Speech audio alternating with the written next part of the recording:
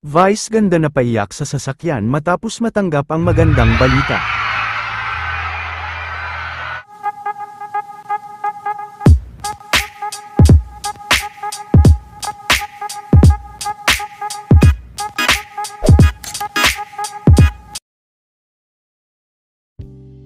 Sa unang araw ng showing ng pelikula nila Vice ganda na The Breadwinner Is, ngayong Kapaskuhan, ay talagang nag-ikot nga ito sa mga sinehan, para personal na makita, at personal na makapagpasalamat sa kanyang mga fans.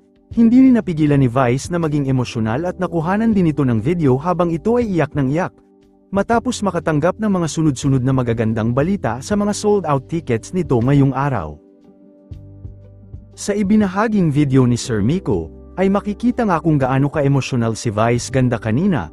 Masayang-masaya rin ang buong team ng The Breadwinner Is, sa outcome ng kanilang unang araw. Bagamat walang boses ang video ay mababasa naman sa salita nito ang pagpapasalamat sa kanyang kausap.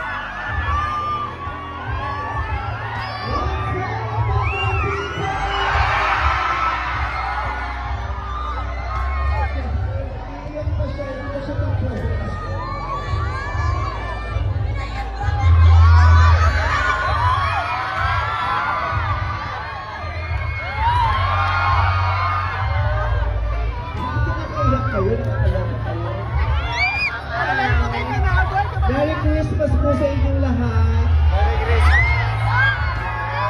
Maraming salamat po sa panonood ng The Breadwinner Is sa unang araw pa lamang niya. Salamat.